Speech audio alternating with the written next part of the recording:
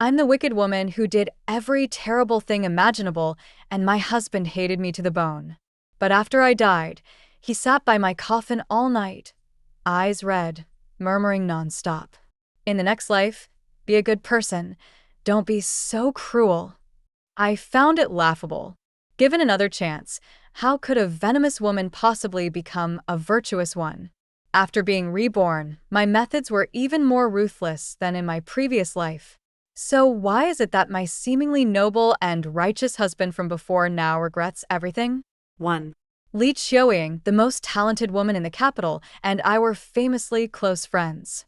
But lately, I'd been avoiding her. My maid, Xiaohong, looked puzzled. Miss Li's been visiting often these days. Why do you keep saying you're too sick to see her? I flipped through the ledger in front of me, lifted my teacup, and took a small sip. She's bad luck. Why would I want to see her? But aren't you and Miss Li all like sisters? Looking at the account records, where my father had been secretly using Song family funds to support the Li family for years, I couldn't help but laugh. More than that, she and I are real sisters. Li Qiuying's mother, Wang Qinglian, was my mother's cousin. Before she got married, she often came to the Song household to visit my mother. Eventually, she and my father began an affair. At that time, the Song family had already fallen from grace for several years, and they couldn't bear to lose the dowry my mother had brought into the marriage. So my grandmother covered up the scandal.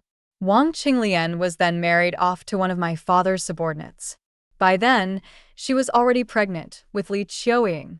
If they had really wanted to keep this secret, they could have hidden it from my mother forever.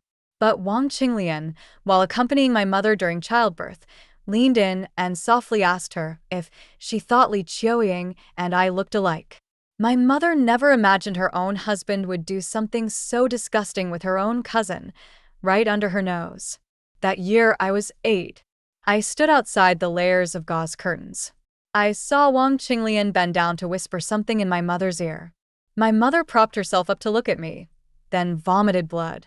That day, she died from a hemorrhage during childbirth, along with the baby.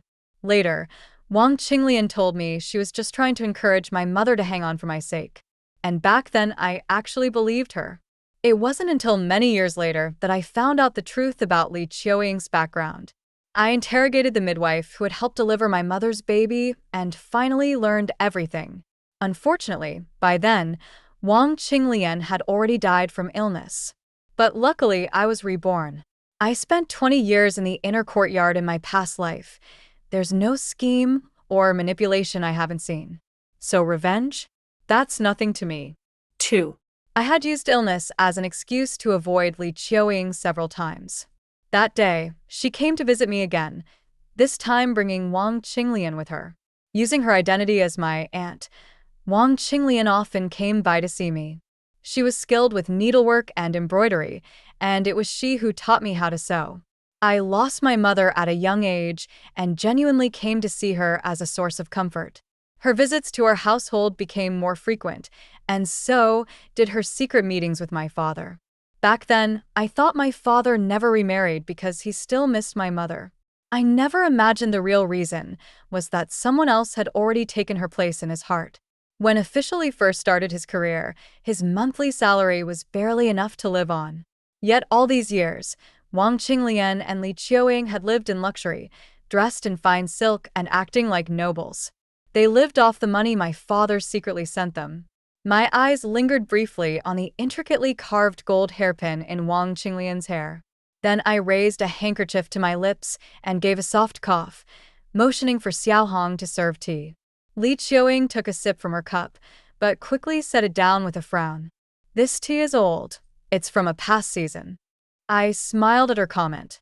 You sure have a delicate palate. I honestly couldn't tell. This tea was sent by grandmother. She said the household expenses have been high lately and all the courtyards should tighten their belts. So things might be a bit frugal here. Wang Qinglian also set down her cup, smoothing things over with a gentle laugh. Your mother was the daughter of the wealthiest family in Jiangnan. How could you possibly be struggling? As she spoke, her gaze landed on the half-finished embroidery piece lying on the table. She picked it up casually. "These stitches are a bit messy. Let Auntie fix them for you." I replied with a soft acknowledgement and turned to Li Qiuying, chatting about the rare teas that had recently arrived in the capital. Sunlight streamed in at an angle, the steam from the tea curling gently in the air. The courtyard felt calm and peaceful. I looked at the mother and daughter sitting in front of me and suddenly smiled. "Actually, I do have better tea in my room, but I put poison in the tea you drank today. Didn't want to waste the good stuff." The room fell silent, so quiet you could hear a pin drop. Li Qiuying's expression froze. "What did you say?" Drip, drip. A few drops of blood splattered onto the white silk stretched on the embroidery hoop, slowly soaking into it. Li Qiuying turned her head slowly and looked at Wang Qinglian beside her. Blood was pouring from Wang Qinglian's mouth and nose. I looked calmly at Li Qiuying and said, "She drank more of the poison tea than you did, so it's working faster on her." Li Qiuying clutched her chest and collapsed to the floor, staring at me with wide, horrified eyes. You're insane. Why would you do this to us?" I smiled and looked at Wang Qinglian. "Maybe you should ask your mother why she did it to mine." The maidservants beside them panicked at the sight of their mistress's vomiting blood and rushed off to call my father. My father had just stepped through the doorway when he saw me holding a dagger to Wang Qinglian's neck. My voice was cold and sharp. "Tell me, why did you harm my mother?" Wang Qinglian couldn't speak. Blood kept spilling from her mouth. My father was so shocked by the blood on the floor that his legs went weak. I slowly turned to look at him. "Are you afraid now, father? The night mother died in childbirth, there was far more blood than this." He pointed at me with a trembling finger. "Song Jinyu, have you gone mad? Put that knife down." I lowered the dagger and sighed. She can't speak anymore. We won't get answers from her. But I still have another way.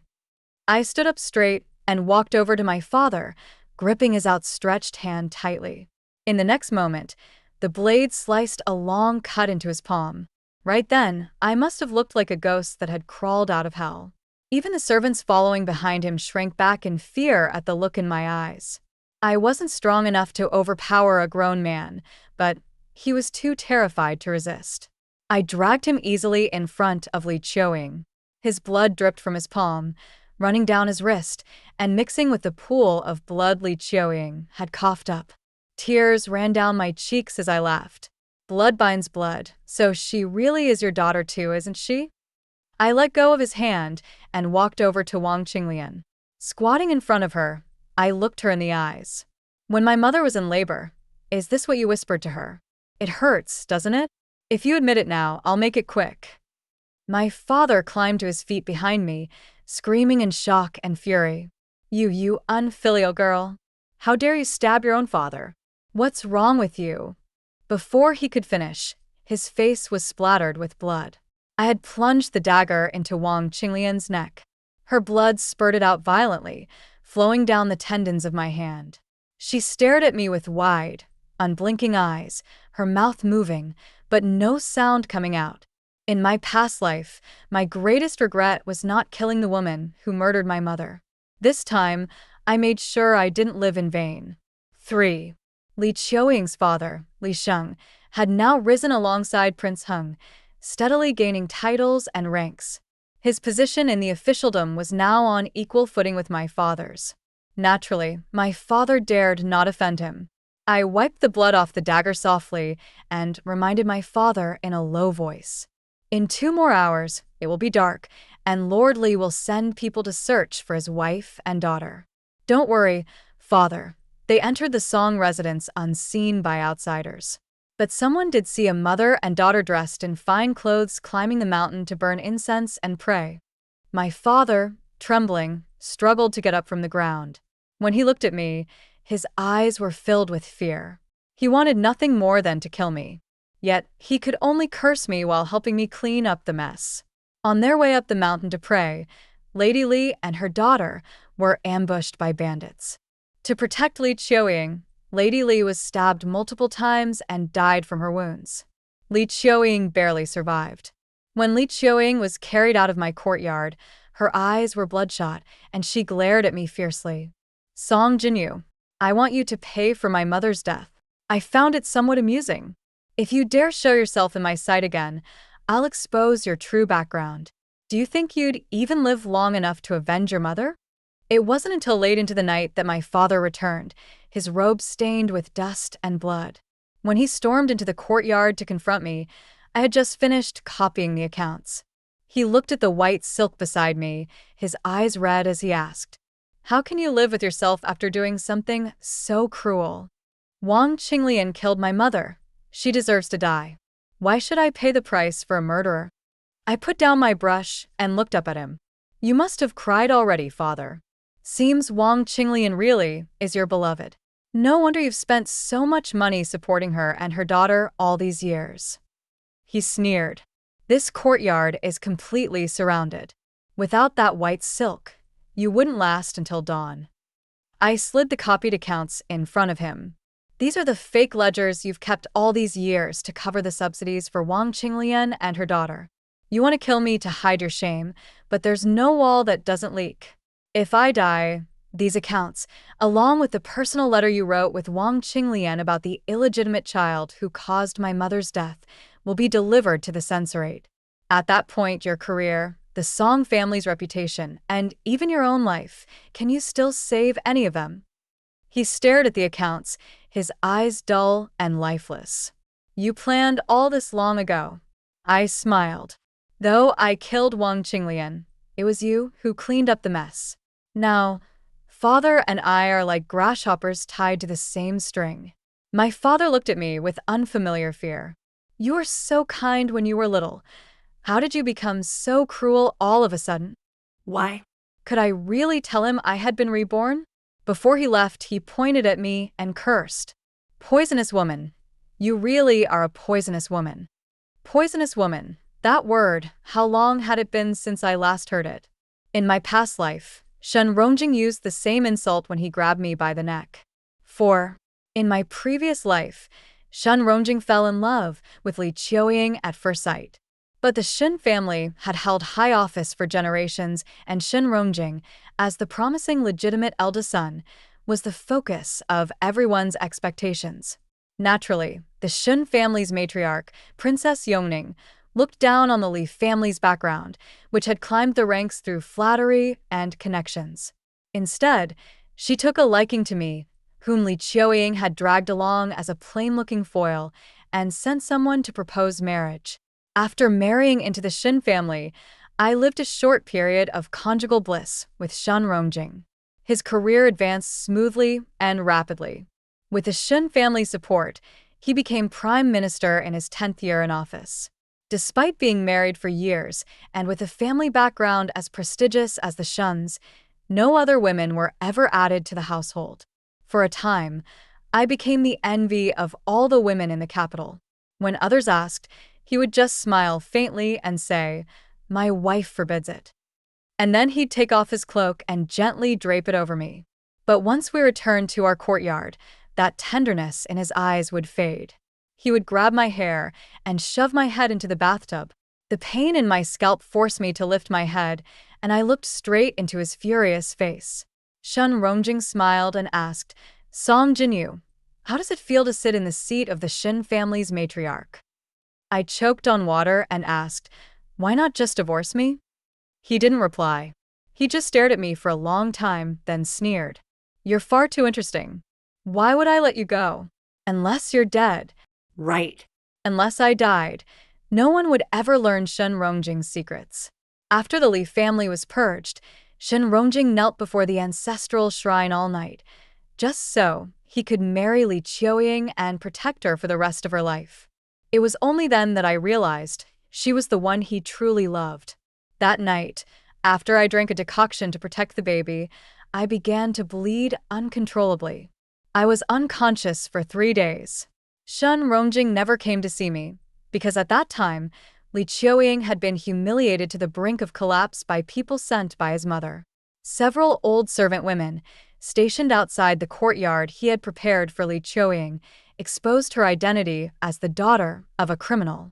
They said she should have been sent to a brothel, but shamelessly climbed into a man's bed and became a mistress. And now she even dared to dream of becoming a legitimate wife? In their curses, they never once mentioned Shun Rongjing's name. People speculated endlessly, making it seem like Li Qiuying had seduced half the noblemen in the capital. Her reputation was in ruins. Some noblewomen, catching her in the act, ordered their servants to pin her down and slapped her across the face several times. After Shun Rongjing consoled Li Qiuying, he came to visit me. I complained to him. My father and I worked so hard to pull strings and keep Li Qiuying from being exiled or sent to a brothel. Who would have thought she'd act so shamelessly? I should never have saved her. She's brought disgrace to the entire household. Shun Rongjing was stunned. You and she are like sisters. Why would you say such things? Perhaps you misunderstood me. I was never the kind-hearted type, I said, lowering my gaze to the veins bulging on his hand and smiling coldly. If Li Qiuying fell into my hands, I'd skin her alive. But fortunately, dear husband, you come from a noble and upright family. You'd never do something so disgraceful, would you? I had to admit, his mother's tactic was vicious. The Shin family standing was far too high. With her reputation ruined, Li Qiuying would never be allowed through their doors again. But Li Qiuying was desperate enough to throw herself into a lake in the dead of winter. I sat in a tea house, sipping hot tea warmed by the brazier, and calmly watched Shun Rongjing jump into the icy lake after her. He had sneaked out of the residence alone. He didn't even bring a servant. Xiaohong, trembling as she poured the tea, said, "Miss, is that the young master in the lake? Could someone die?" I put down the teacup and watched the two of them floundering in the water. My voice was cold. I lost my child because of them. They'll have to pay for it. Xiaohong whispered, "Miss, nothing was found in that decoction. So whatever you say, the young master doesn't believe it." What a clever move. I sneered. Li Qiuying deserves to die. And that tomcat, who couldn't keep his hands to himself, deserves it too.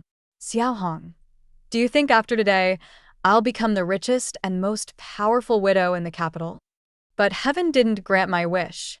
Shun Rongjing was a strong swimmer. He managed to push Li Qiuying to shore. Bystanders then helped him out of the water as well. I looked up at the sky. Only when tears overflowed from my eyes did I lift my skirts and run over to Shun Rongjing, crying softly, "Husband, please don't die." While he was struggling in the water, Shun Rongjing had seen me sitting in the tea house, watching him like it was a show. He opened his eyes weakly and placed a cold hand against my cheek. "You better pray I die. If I survive, you won't." But fate didn't go either of our ways. He survived, and I didn't die. Because of the cold water rescue, Shun Rongjing was left infertile. I threatened him. If he ever harmed me or anyone close to me, I'd let the whole world know that he had rendered himself impotent for Li Qiuying. The Shin family's reputation was more precious to him than his own life. He had no choice but to back down. From that day on, he pretended to be a loving husband in public. We became the ideal couple everyone in the capital envied.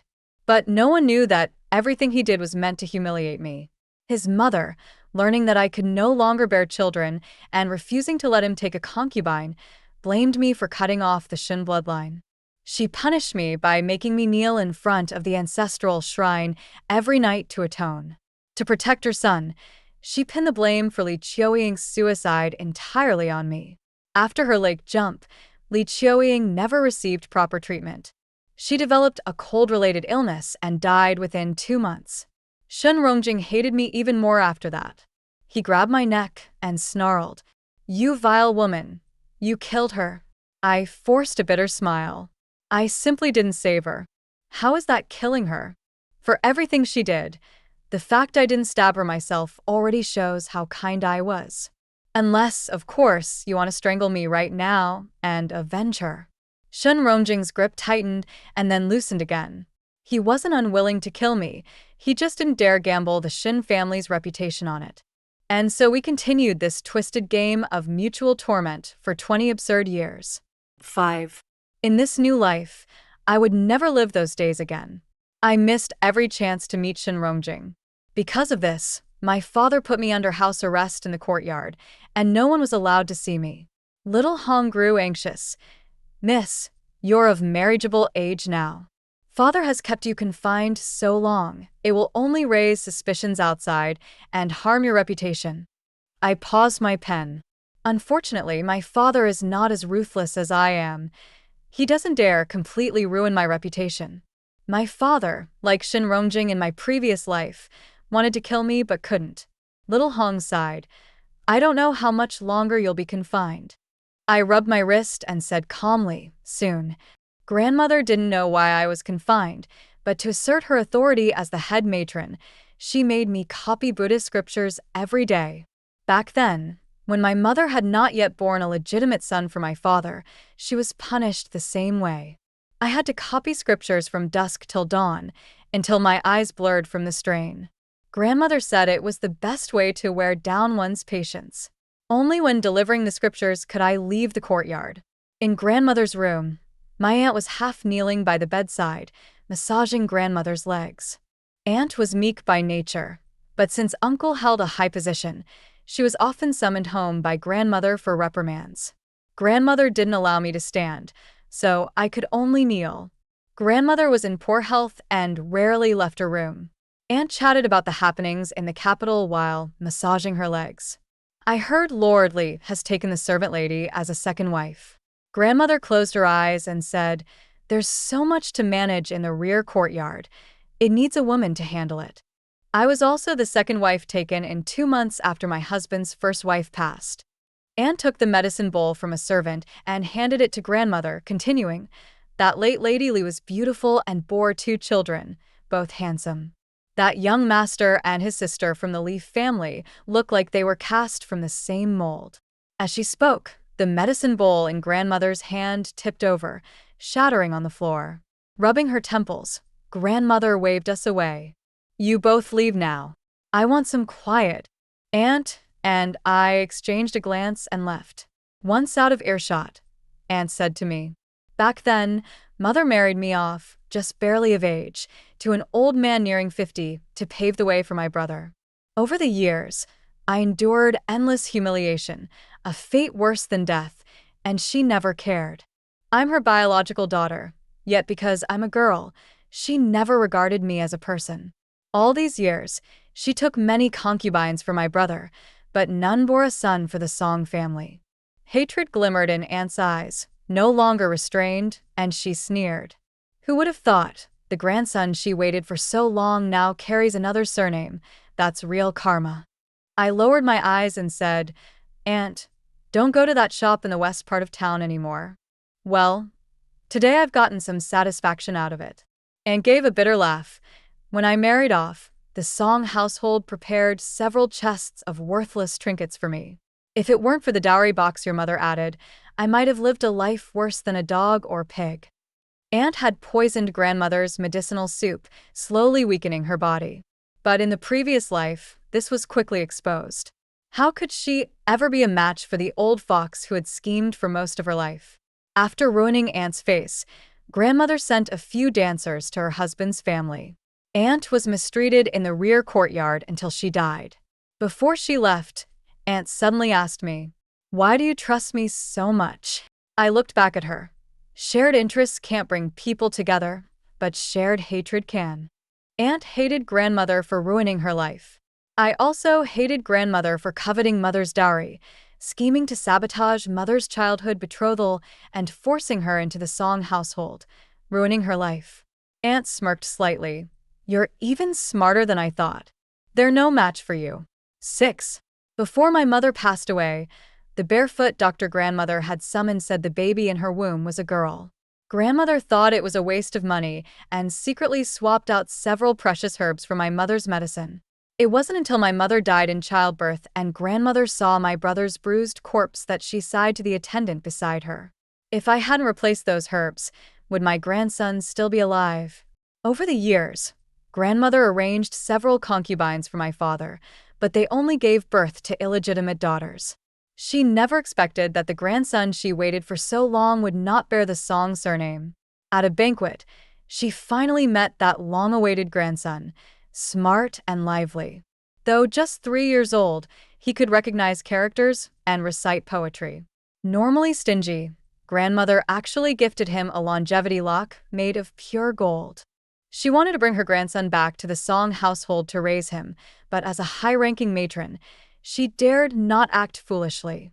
She could only keep this secret and bear the heartache alone. Only 3 days after returning from the Lee household, grandmother stopped eating or drinking. This time, no one suspected poisoning, only that she lost her appetite and grew weaker by the day. After grandmother fell ill, all the invitation cards sent to the household bore my name. Though my father feared me, he couldn't keep me confined forever. On the way to the Prime Minister's mansion, I stopped the carriage to pick out a pair of white jade earrings. My father sneered coldly at me. The princess has seen all sorts of luxurious things. Why would she like your earrings? Holding the box, I smiled faintly. I can't show up empty-handed. He scoffed. Suit yourself, but don't disgrace the Song family. With that, he swept away. My father and I had become enemies. He no longer pretended for appearances and refused even to share a carriage with me. I waited a long time at the mansion gate until I saw Consort Xiao get off her carriage before entering. I didn't go to the front courtyard but pretended to have twisted my ankle and sat on a stone bench beside a small path. Rubbing my ankle, I hurriedly stood and bowed when I saw the princess.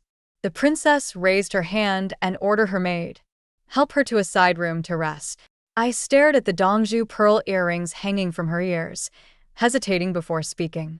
Your Highness's natural elegance makes wearing such luxurious jewels somewhat unnecessary. The maid behind her instantly changed expression. How dare you? The princess is not someone you can speak recklessly about. I lowered my eyes but spoke boldly, unafraid of death. My grandfather once did business in jewelry, and when I was young, he told me that if a Dongju pearl is placed under sunlight, it will show a rainbow sheen.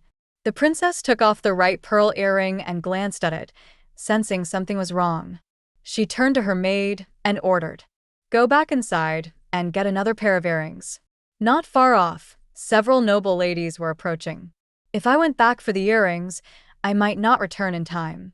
Hurriedly, I handed her the white jade earrings I had bought on the way here. These are ordinary styles I picked up while shopping. The household hadn't given me any spending money these past months, and my purse was thin. The white jade on those earrings was far from high quality, dull in color, with many flaws. But the princess smiled when she saw them. I quite like them. When the princess appeared at the banquet, Consort Xiao was chatting with the guests about how to identify genuine Dongju pearls. The simplest method was to place the pearl under sunlight. Real ones show colorful rainbows. Dull gray ones are fake. This year, large genuine Dongju pearls were rare and only enough to make one pair of earrings. They were currently worn on the ears of favored Consort Xiao, who ruled over the 6 palaces. Consort Xiao looked at the princess smugly, but upon seeing the princess wearing plain white jade earrings, she scoffed in anger. The princess wears such cheap earrings, not afraid of losing the royal dignity. Lately, Lingnan has suffered floods, and I have been busy helping father relieve the burdens of the people, the princess said with a lowered gaze and a smile. Consort, on the other hand, wearing 1,000 gold Dongju pearls to the prime minister's banquet, must truly think highly of me. Everyone knew the princess, and the prime minister had donated much silver to set up soup kitchens in the disaster areas. At those words, the overly extravagant Consort Zhao's face fell. The maid who came to take me to the side room laughed with eyes curved, recalling Consort Zhao's furious face. Consort Xiao had secretly swapped the birthday gift the emperor had sent the princess a few days earlier. In the previous life, those fake Dongju earrings ruined the princess's reputation. This time, I succeeded in winning the princess's favor. After the ointment on my ankle took effect, the maid took me to the banquet. My father was old and his eyes poor. He kept glancing at the princess seated in the main seat. He probably thought his eyes were failing and believed the earrings on the princess were the ones I gave her. When he saw me seated beside the princess, chatting and laughing with her, he was completely dumbfounded. Leaving the prime minister's mansion, my father sneered, "You're clever, winning the princess's favor." At that moment, the steward matron beside the princess came holding a box.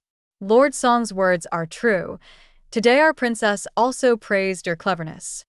The steward matron opened the box, revealing a pair of golden keys and a gilded jewelry box.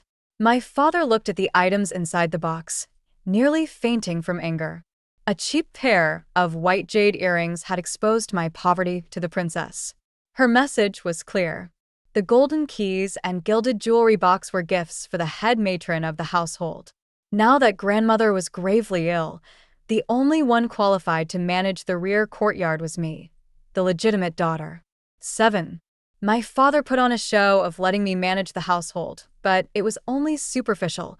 I was left to handle trivial things like buying and accounting for rice, oil, and salt. My life wasn't exactly easy, but it wasn't too hard either. Spring passed, autumn came, and the days flew by. During this time, my father found me a poor scholar who hadn't yet entered official service, hoping to marry me off quickly. I casually mentioned that before the marriage, the princess would personally inspect me, and after that, he never brought it up again. The downfall of the Li family happened later than it had in my previous life.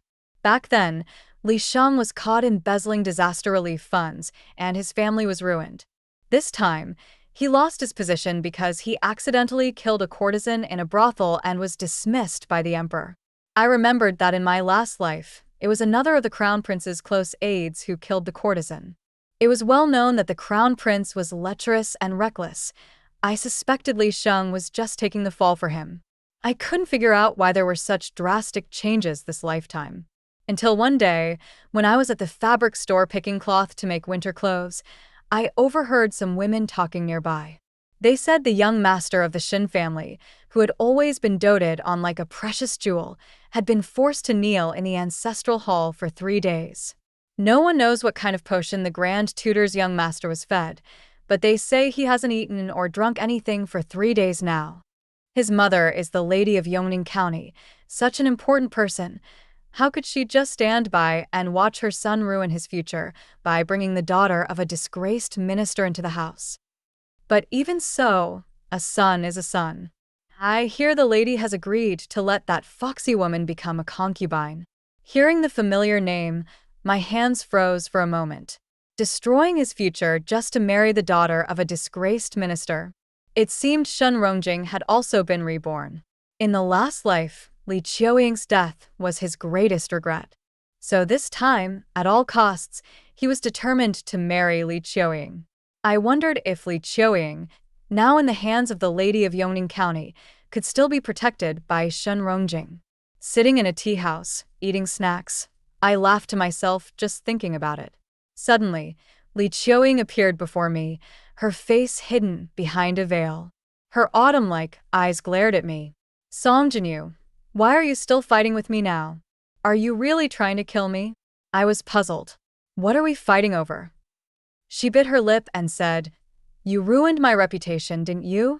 Just to steal Shun Gongzi away from me. By heaven and earth, I might fight over many things, but Shun Rongjing was not one of them. I would never give him up. Ruined your reputation? Suddenly understanding her meaning, I asked, You mean the time back at the Girls' Academy when you copied my painting and haphazardly pieced together poems written by the other girls, earning the title of the capital's top talent? In the previous life, out of some sentiment, I didn't expose it because I knew how important face was for an unmarried girl.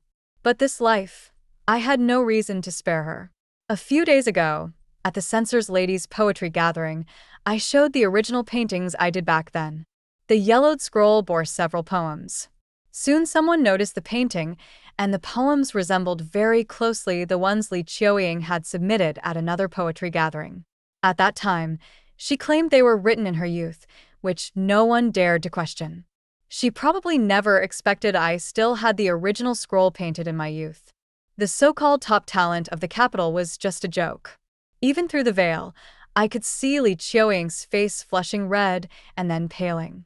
I looked at her and said softly, I told you before, if you ever appeared in front of me again, I would expose your secret. Her eyes were bloodshot as she glared. Then I'll expose your murder too. Since the Li family is already ruined and I'm doomed, I might as well drag you down with me. She had improved. She had learned how to threaten. I smiled and raised my voice. Miss Lee, why do you have to copy other people's poems? You're supposed to be a talented woman. That's not proper.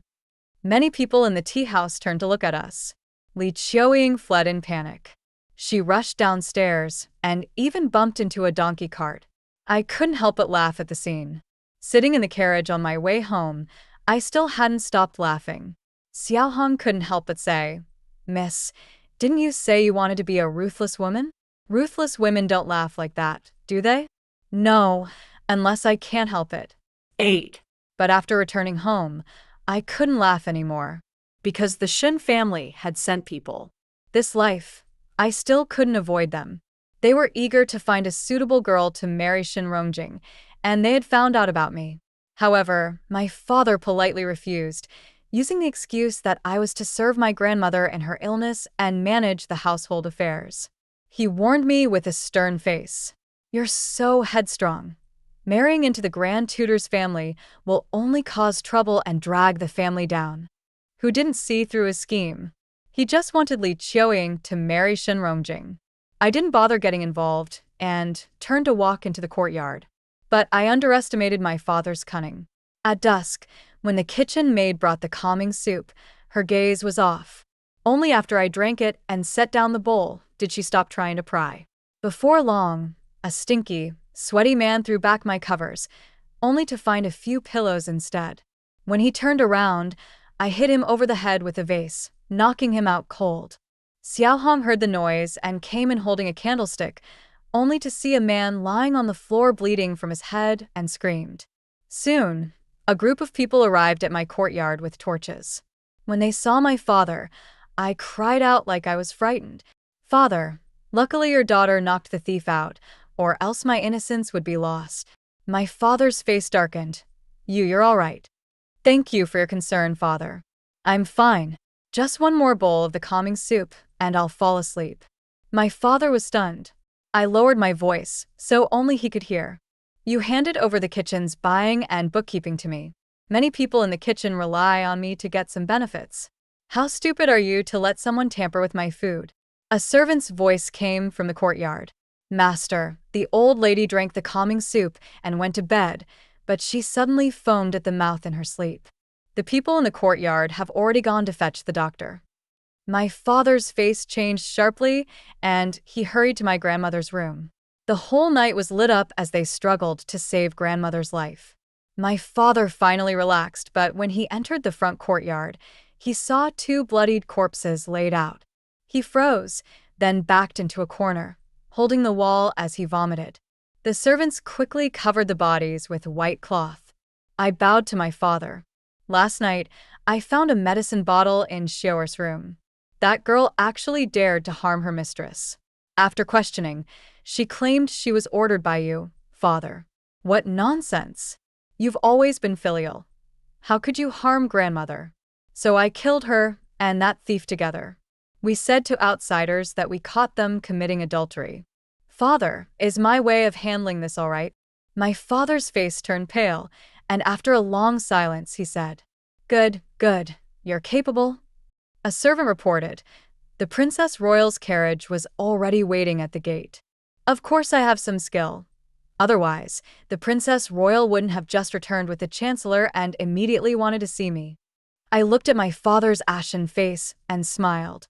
The Princess Royal also said she will personally choose my husband.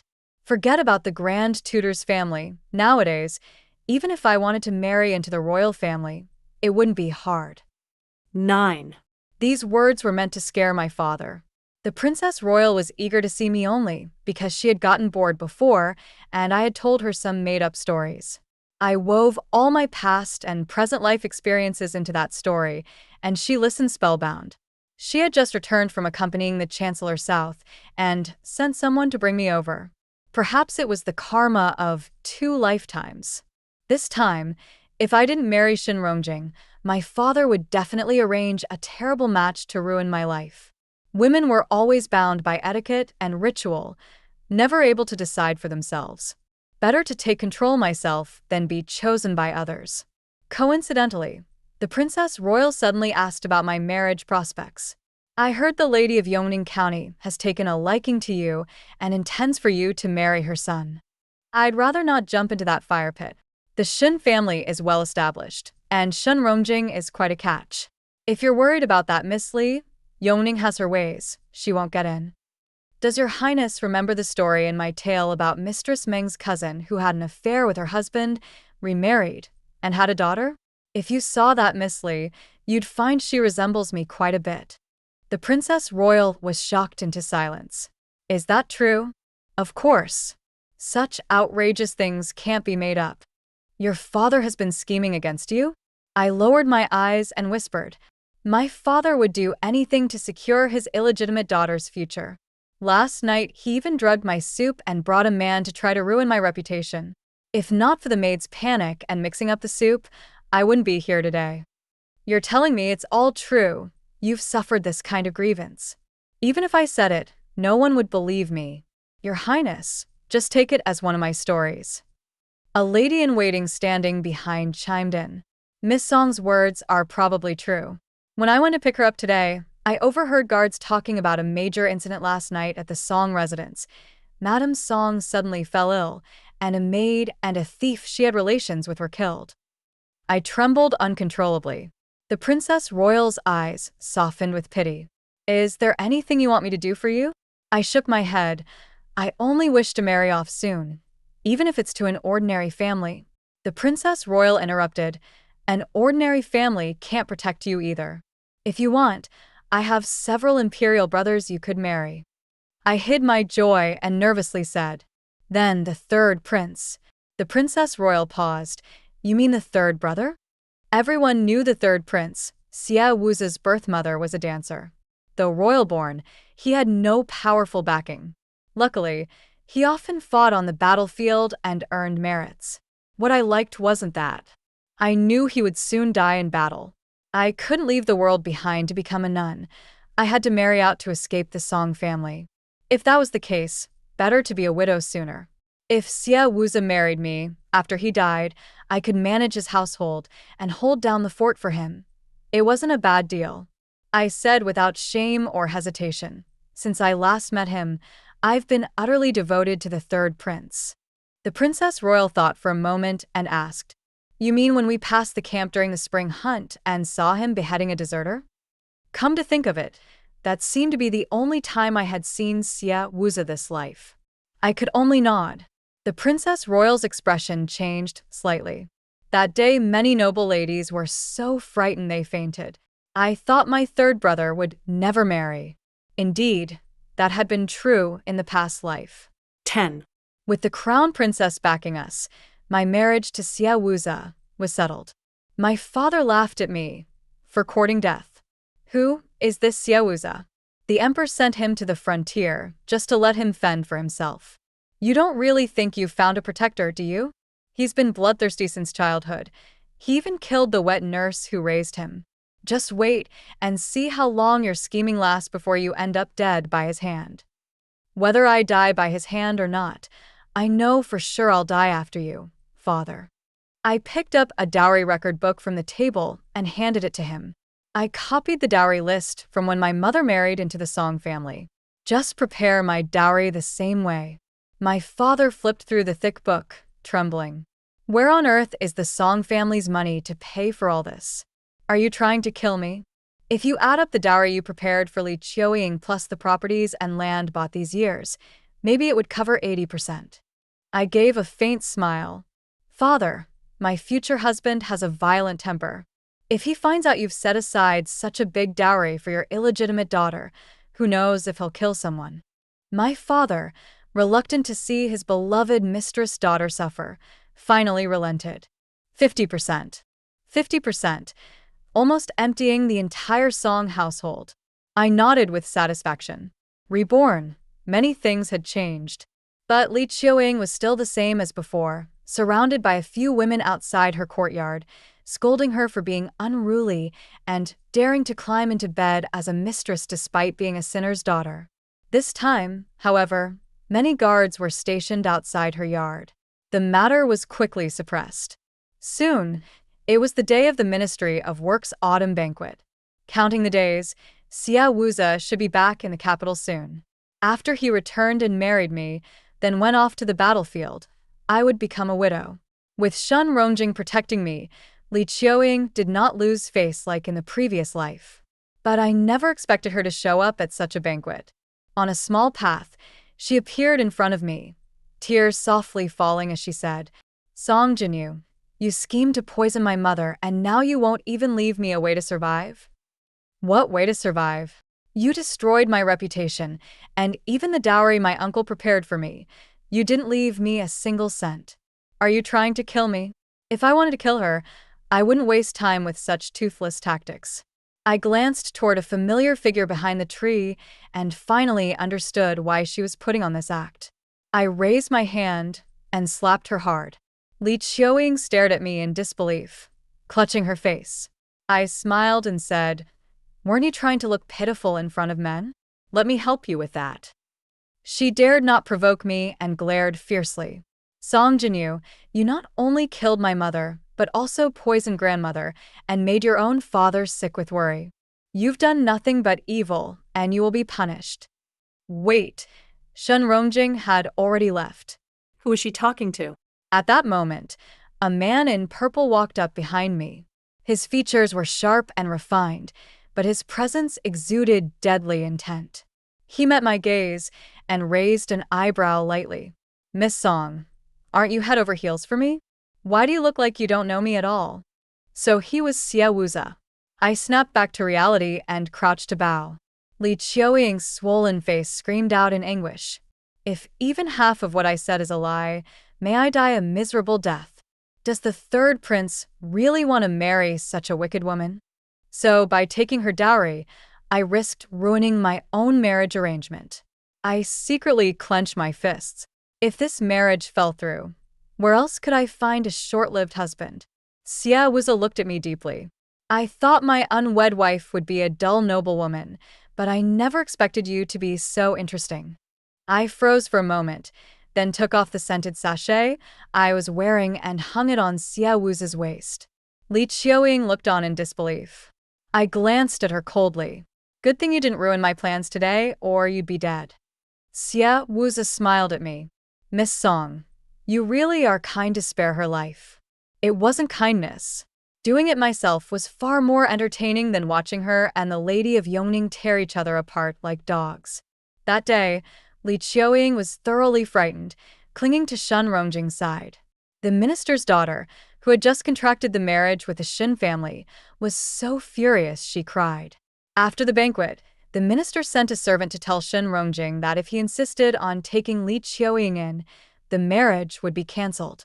Hearing this, Shun Rongjing was distracted, only staring at the scented sachet at Xia Wuza's waist. 11. I didn't expect that, in the alley leading back to the mansion, Shun Rongjing would actually block my way. He barely bothered to be polite, his tone dripping with sarcasm. "You actually chose Xia Wuza in this lifetime? What kind of eyesight do you have? Your taste hasn't changed, still hopelessly devoted to Li Qiuying." Shun Rongjing didn't get angry. He just smiled. "I heard you're having a rough time at the Song Mansion. How about I help you out and formally propose marriage?" For a moment, I thought I misheard him. It was like the time after I died in my previous life, my soul hovering above, seeing Shun Rongjing leaning against my coffin. I thought he'd be so happy he couldn't sleep, but he sat there all night with red eyes, murmuring, "Next life be a good person. Don't be so cruel." He never believed in ghosts or spirits, yet he hired Taoist priests to conduct a 3-day and night ritual for me. Those who came to mourn thought we'd been in love all our lives. I sneered and asked him, "I'm far crueler in this life than before. You still want to marry me? Aren't you afraid I'll break your heart?" Shun Rongjing's gaze darkened, but he said nothing. "It must be the strong wine from the minister's mansion that made you so drunk." I forced a smile. "You're still such a drama queen, but I'm already engaged. I don't have time to play with you." Shun Rongjing stared at me silently, then asked hoarsely, "Jinyu, is there no chance for us anymore?" "Not really. You know, I just want to be a widow." I watched the light in his eyes slowly fade. "If you died, then maybe I'd consider marrying you." As I turned to leave, I heard him laugh bitterly to himself. So, in this life, you still wish I'd just die. Well, what else? At the Song Mansion gate, Xiaohong stood by the carriage, casting glances at me. I frowned, not understanding, and said, "Why don't you just say what you want directly?" Xiaohong pointed behind me and pressed her lips together. His Highness the Third Prince. I turned to see Xia Wuzi standing behind me, eyes lowered toward me. "I heard from my men that someone named Shen has been following your carriage, so I came to check." I looked at him, stunned. "Did you hear anything?" No. I was about to breathe a sigh of relief, but then he sneered. "I only heard you say you want to be a widow, to marry someone who dies early. I've been fighting battles for years, life or death uncertain. So this is how Miss Song sees me." My heart turned to ash. By the time I returned to the mansion, I was barely standing and leaned on Xiaohong's shoulder, quietly sobbing. "Xiaohong, maybe I should stay at a nunnery for a couple of years before coming back." Xiaohong patted my head gently and soothed. "I'll go with you." My father had been sick, but when he heard I'd upset Xia Wuzi, he was able to drink a few mouthfuls of soup. Yet when the dowry was brought in the next day, his expression turned dark and terrifying. Even I didn't expect Xia Wuzi would still agree to marry me. The day after the wedding, he was to leave for the border. He didn't wake me before leaving. I only woke when the sun was high. I looked at the empty side of the bed, remembering how last night I grabbed his arm, gasping to say something but couldn't. He was leaving because of the emperor's order. He was already a despised prince. If he disobeyed, the emperor would surely find a reason to kill him. Even if I told him what would happen, it wouldn't change anything. In the end, I only told him, Don't die. "I'm not quite ready to be a widow yet." Before leaving, Xia Wuzi placed the key to the storage room on my dressing table. The rewards and money he earned over the years were kept there. My frozen heart thawed a little. But as soon as I stood up, my weak legs almost gave out, and I nearly fell. In my mind, I cursed Xia Wuzi for being such a reckless fool. Yes, it's better to be a widow early. 12. After 2 months of quiet, Li Qiuying finally left her home. But in the bustling streets, she was stopped by a fierce woman. The woman cursed her for having an affair with her husband, pinned her down in public, and slapped her several times hard. Before being pulled away, she took a bronze hairpin from her head and slashed it across Li Qiuying's face. The pin was poisoned. The long scar on her face couldn't be healed no matter how many medicines she took. Despite this, Shen Rongjing still wanted to take her as a concubine. The lady of Yongning County was so angry she fell ill. Maybe it was because her face was ruined, or maybe she was unwilling to accept being a concubine. She jumped into the lake again. This time, Shen Rongjing didn't foolishly jump in after her like he did in the past life. Instead, he ordered his servants to pull her out. She was soaking wet, trembling as she looked at Shen Rongjing. "If you don't want me, I won't be able to live." Her pitiful act moved others, but Shen Rongjing's gaze was cold and pitiless. By this time, Shen Rongjing was no longer the naive youth he once was. In the previous life, he rose to be a top official, second only to the emperor. Along the way, he had witnessed countless plots and schemes. This time, he saw through Li Qiuying's self-inflicted suffering to gain sympathy. She only jumped into the lake when she saw him. Such a clumsy trick had deceived him for a lifetime before. His youthful obsessions suddenly faded away. That night, the lady of Yongning suddenly fell ill. Li Qiuying clung to Shen Rongjing, crying her heart out. "The county lady is fine. How could she fall ill?" She's trying to force you to come back. "What if those who want to harm me come again if you leave?" Shen Rongjing had heard this before. In the previous life, when I was sick from taking medicine to stabilize my pregnancy, and the servants asked him to come back, Li Qiuying said the same thing. Back then, Shen Rongjing thought it was just my trick to lure him home. After all, tests showed no problem with the medicine I took. Even if there was, it must have been my own doing. I had told Shen Rongjing countless times that I wouldn't gamble with my child. He never believed me until everything happened again before his eyes. Then he finally believed what I'd said back then. He didn't stay in Li Qiuying's courtyard but rushed back to the Shin mansion. Everyone in the mansion gathered around the county lady's courtyard, paying no attention to a suspicious firewood maid. Shen Rongjing ordered his men to catch a maid who was trying to sneak out through the kitchen dog door. Under interrogation, they learned she was a former servant of the Li family. She poisoned the county lady's calming soup and swapped the poison bowl with another before returning to the kitchen. That's why the doctors examined all the food the county lady ate that day, but couldn't determine exactly what poison it was. 2 months later, Li Qiuying died in a small courtyard in the west of the city. By the time of her death, her entire face had rotted beyond recognition. I was somewhat shocked when I heard. The poison Li Qiuying had was likely Huanyan San, which is highly toxic but can be counteracted with expensive medicine to save a life. However, a month before, Li Qiuying's courtyard was robbed and all valuables were taken. After Shen Rongjing left that day, he never returned. When the princess heard the news, she was alarmed. She used to think the Shin family's young master was a devoted lover. How did he change so suddenly? A woman beside her replied, "Men are just fickle." But with Li's death, this Shen young master has finally pulled back from the edge and has now been recommended for official office by the Shin family. Many are now going to the Shin family to propose marriage. I hear the minister regrets breaking off the engagement. The princess sneered coldly. This world is ridiculous. When a woman suffers such a fate, her reputation is ruined beyond repair, but men can always reform. As soon as she spoke, the noisy chatter around stopped. The princess rubbed her temples, and the women retreated from the pavilion. I tossed some bait into the pond and watched the joyous koi swimming. Turning back to the princess, I smiled. "Your Highness is right. I often wonder, if virtue were really so prized, why don't men want it?" The princess looked at me and smiled too. 13. After all, Shen Rongjing was also reborn and did quite well in officialdom.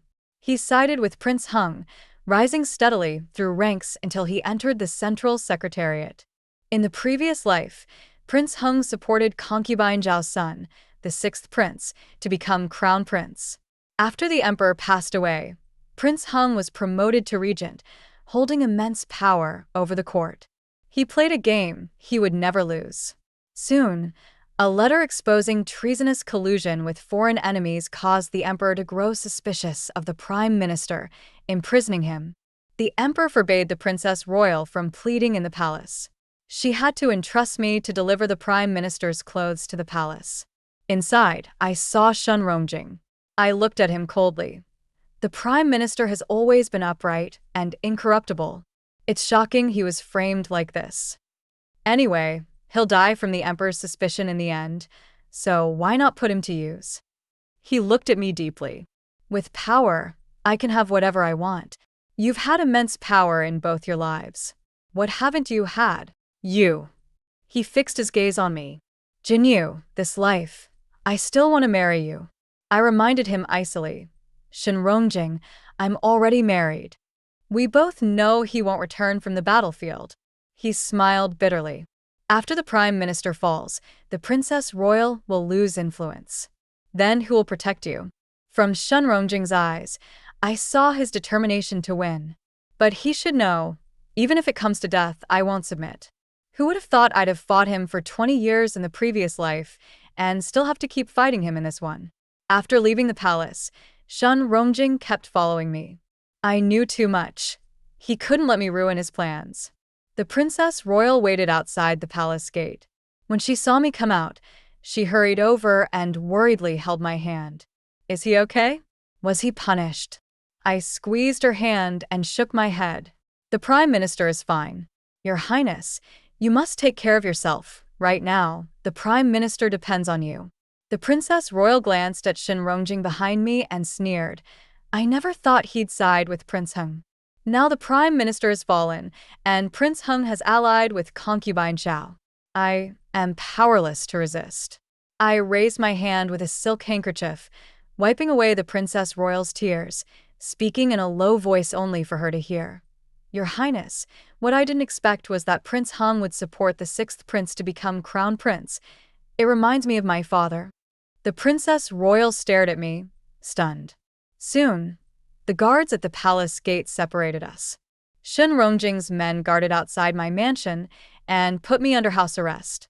7 days later, at the royal hunting grounds, the crown prince's horse was startled, eyes bloodshot and frothing, trampling a young eunuch holding the reins to death. Prince Hung took the blame and saved the crown prince. This scene happened to be witnessed by the emperor. After that day, concubine Xiao lost favor, and the crown prince was confined to the eastern palace. The emperor's health deteriorated day by day, with the princess royal often keeping him company. That night, poison was slipped into the emperor's medicine. Prince Hung led a rebellion, storming the main hall. The palace was engulfed in flames, dyeing the night red. Shun Rongjing brought the palace guards and broke into my mansion, his eyes full of deep affection as he looked at me. Jinyu, after tonight, Prince Hung will eliminate all political enemies. You only have a chance to survive if you come with me, I said coldly. Prince Hung is reckless for his only son. He even dares to stage a palace coup. Shun Rongjing was stunned. How do you know? Guessing. I smiled slightly. I didn't expect my guess would help the Princess Royal bring down Prince Hung and concubine Xiao. Prince Hung has already led troops into the main hall. The Princess Royal can't win now. I touched the dagger hidden in my sleeve and softly asked, "Tell me, if I die this time, can I start over again?" His voice trembled as he said, "Don't do anything foolish. I don't want to lose you again." Foolish? The dagger in my sleeve was meant to take his life. Just as I drew the dagger to stab him, an arrow suddenly pierced his chest. Shun Rongjing knelt before me, blood pouring from his mouth and nose. He looked at the dagger in my hand, his gaze trembling. I smiled at him. "What? You seem shocked that I would kill you." Not far away stood a soldier in armor holding a bow and arrow, one of Xiao Wu's men. I was taken into the palace. The palace coup had been quelled. Prince Hung was beheaded before the main hall. With red eyes, I ran to Xiao Wuza, trembling all over, and said, "Fortunately, my husband sent people, or I wouldn't have survived." He held my shoulder and whispered coldly in my ear, "I heard from Chining that if he'd been a moment later, Shin Rongjing would have died by your hand." Xiao Wuza saw right through my act. I was tired of pretending, so I asked, "Why did you come back?" The princess anticipated their rebellion and notified me to return to the capital to assist. I hadn't guessed wrong. In the end, the Princess Royal won. This life, I still defeated Shun Rongjing. 14. Before the emperor died, he entrusted power to the Princess Royal. The Princess Royal ascended the throne, becoming the first female emperor in the dynasty's history. Xiao Wuza was reinstated and promoted to regent prince. Everyone in the capital wanted to align themselves with power and influence, but no one was better at it than me. The remnants of Prince Heng's faction were quickly purged. Before Prince Heng was executed, I went to see him one last time. His eyes were bloodshot and his voice hoarse as he asked me, "Jinyu, is there truly no chance for us anymore?" Suddenly, I recalled that after I died, my soul lingered in the air, and he sat by my coffin all night. His eyes were just as red and bloodshot then. He kept murmuring, "Be a good person next life. Don't be so vicious." Looking at Prince Heng now, reduced to a prisoner, I curled my lips coldly and said, "You see, I wasn't a good person this life either. I only got worse. I see it, scheming, manipulating hearts and minds. I am truly no match for you." He smiled bitterly and asked, "You came today to see me off?" I shook my head. "The letters that brought about your downfall last life weren't from your trusted aides. I reported you only a year after my death because I didn't want to implicate those around me, and I didn't want to meet you on the road to the afterlife. I'm here to tell you that in the previous life, I still won." Prince Heng's face immediately drained of all color. He thought I still had some faint feelings for him, but all ties between us were thoroughly severed in the previous life. The palace servant who delivered the message said that before his death, he wanted to see me and apologize in person. But now that I was here, his apology couldn't be uttered. Before leaving, I told him, "I never planned to forgive you. I have avenged all my grudges. Your apology is unnecessary." My father was imprisoned next to Prince Hung. When Prince Hung rebelled, he also played a part. When he saw me, his hoarse voice said, "Save father. If you plead to the Princess Royal and Regent Prince, they'll surely spare him." I stopped in my tracks, staring at his cloudy eyes, smiling faintly. "They originally intended to spare you." Light returned to his eyes. Then, I slowly said, "So, executing you was my decision." 15. The emperor governed the country with the help of Prince Hung. The two were a talented couple, and the kingdom was peaceful and prosperous. But, like in the previous life, they never had children. So they took my son into the palace to raise.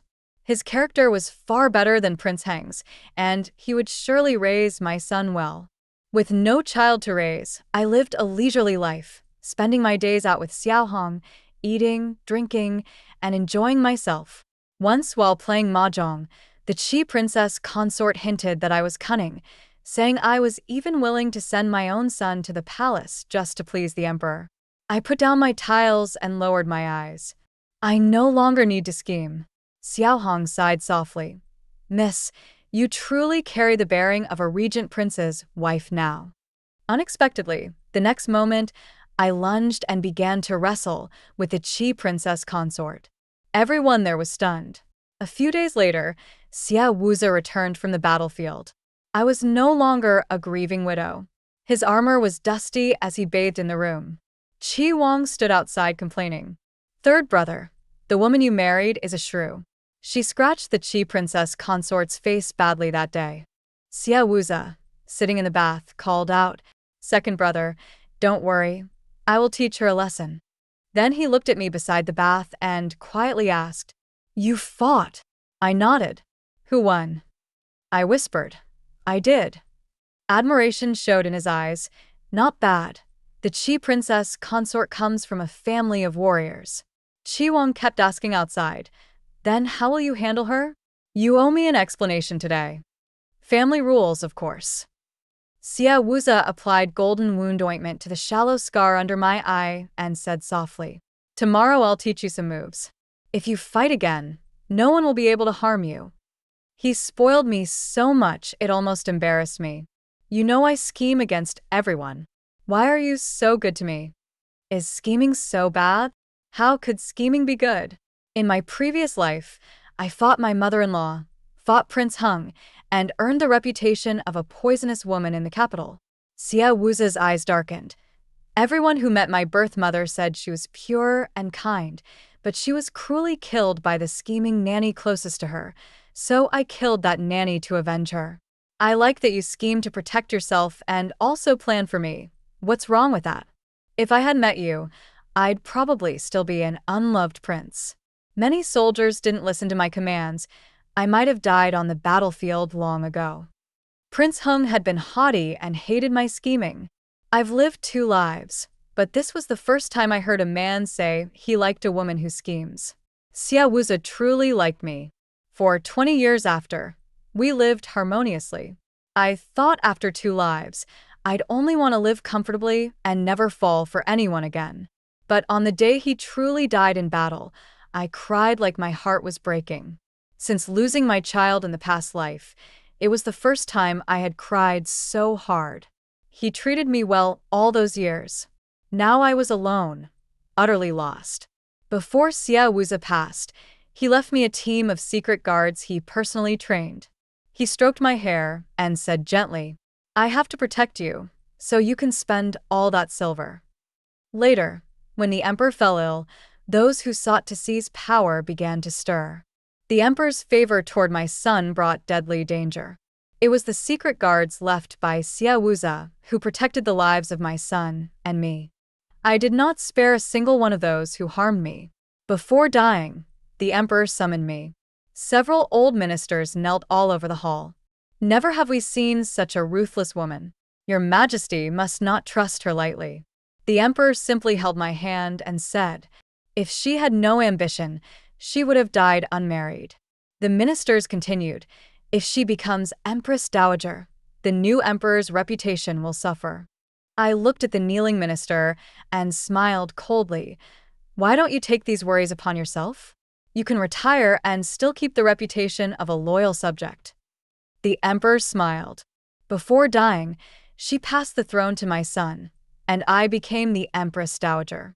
I lived to 75, blessed with filial children and many grandchildren. I sat high in power, spending my days listening to music and painting, with no interest in palace intrigue. Everyone said I was peaceful and virtuous. Unexpectedly, in my later years, I even earned the reputation of a gentle and wise woman.